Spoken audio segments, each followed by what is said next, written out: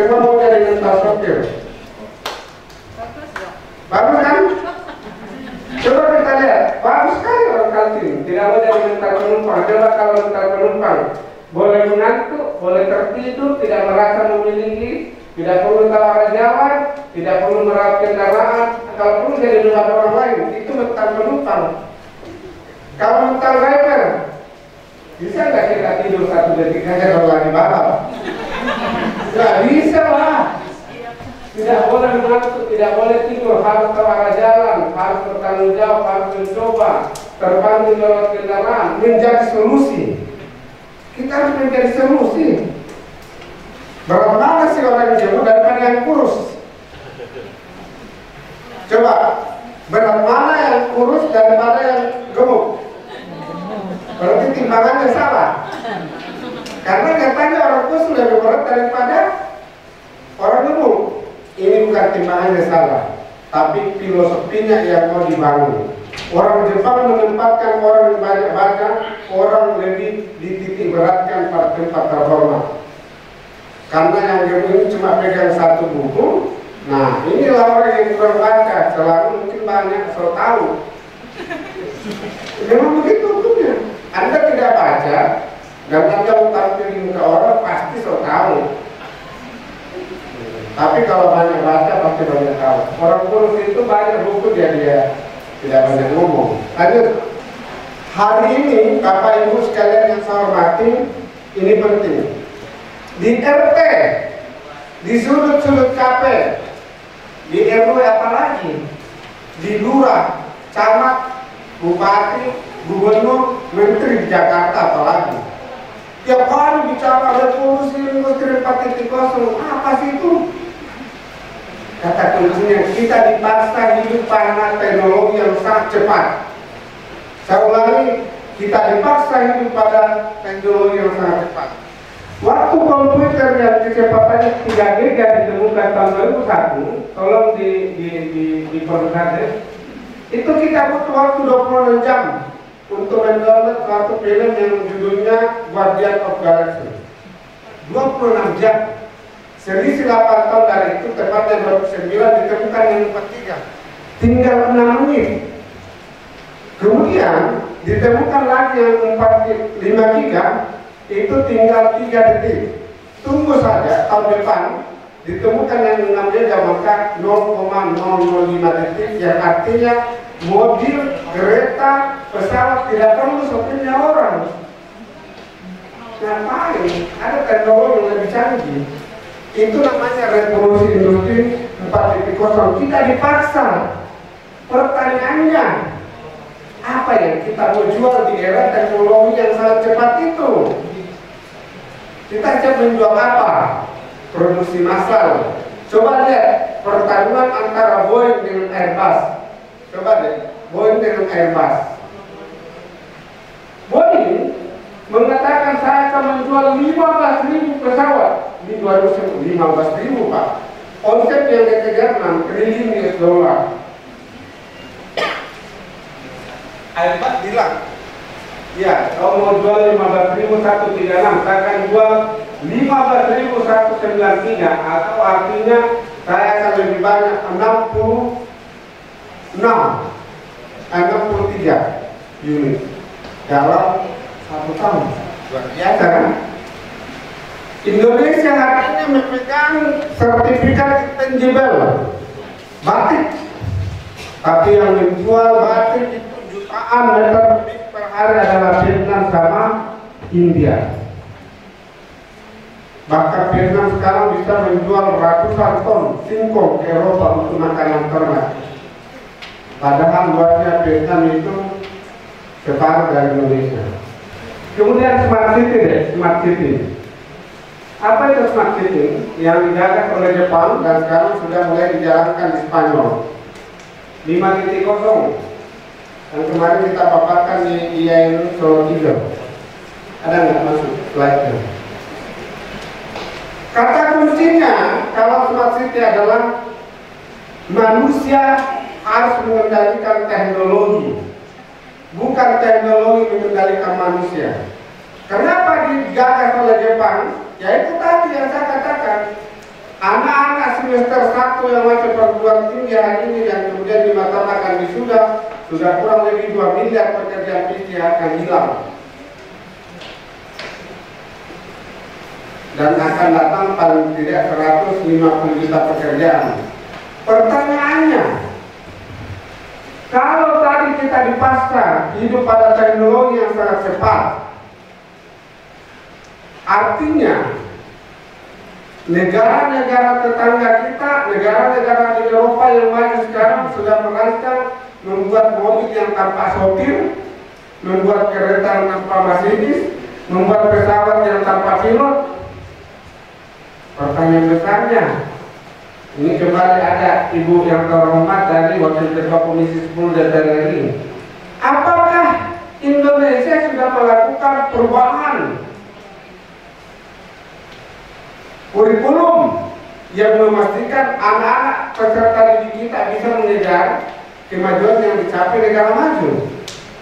Karena kalau hari ini kita masih mengajarkan anak-anak kita di otomotif misalnya cara membuat mobil yang ada sopirnya dengan orang, ketika mobil ini selesai nanti dia akan bersaing dengan produk negara-negara maju yang tampak dengan orang.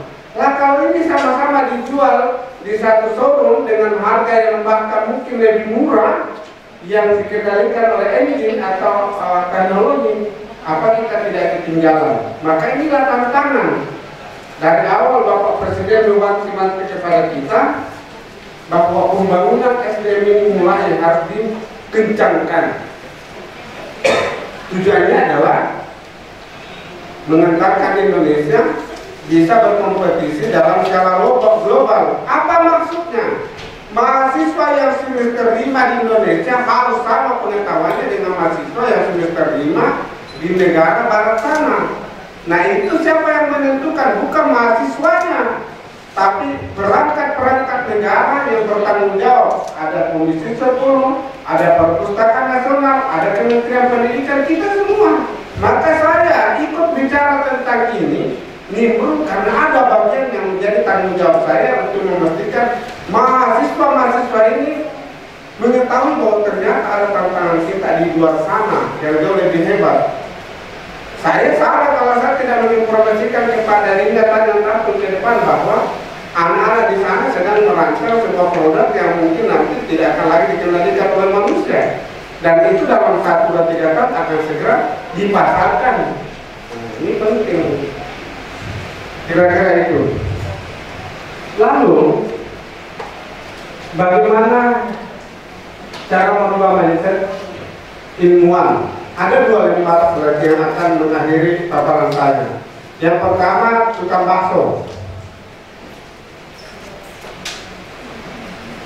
Kita semua punya langganan bakso di rumah, bukan?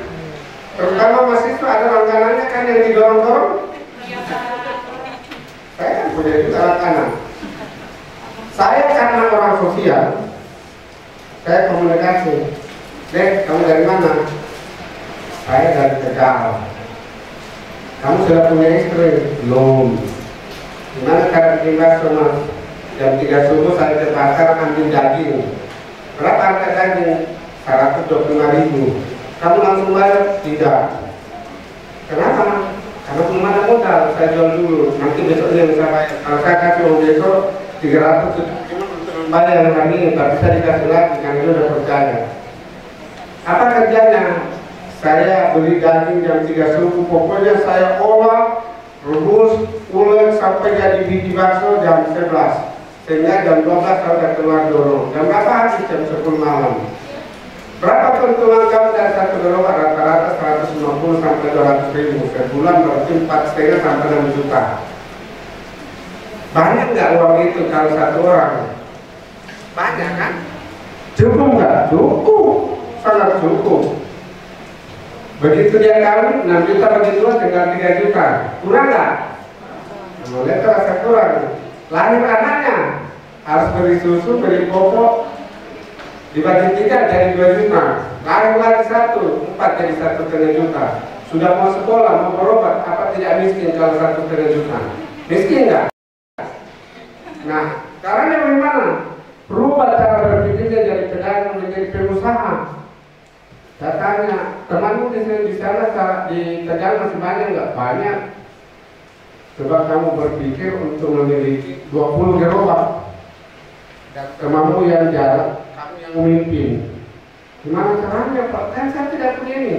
Ya ada namanya KUR, kredit usaha rakyat, diberikan kepada UMKM. Bagaimana kepercayaan dibangun, bagaimana proposal. Singkat cerita, dia bisa dapat 20 gerobak, 21 dengan dia, lalu teman-temannya, dan kesepakatan dia 1 gerobak hanya menyetor rata-rata 50.000 1 gerobak. Tadi kan 150.000, tapi seharian sendiri. Nah ini temannya 21, berapa dia dapat sehari? 10 kali 50.000, 500. Kalau 20, 1 juta. Tambah 1.150.000. Berapa sebulan? 30 juta. Banyak nggak 30 juta?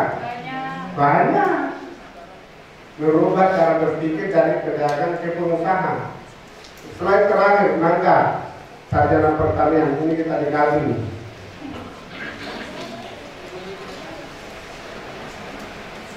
Ada yang kuliah di pertanian? Enggak lah, mahasiswa pertanian. Ini ada mangga. Yang belah sini itu ditanam oleh nenek kita yang tidak sekolah, bukan sarjana pertanian. Gimana dia cuma 3? Ya lah dia buta huruf. Tanam mangga cuma pesan filosofi. Tanamlah tanaman seolah-olah kamu masih hidup 1000 tahun lagi. Kalau saya dari perpustakaan mau bilang, kalau Anda merencanakan kehidupan 1 tahun saja, tanam kol hijau, tanam jagung, padi, kacang-kacangan, setahun panen. Tapi kalau Anda rencanakan 10 tahun, tanam pohon-pohonan, rambutan, durian, mangga berbuah, sudah panen 10 tahun. Tapi kalau Anda rencanakan kehidupan jangka panjang, bangun manusianya, ajari membaca. Itu akan menentukan kelanjutannya.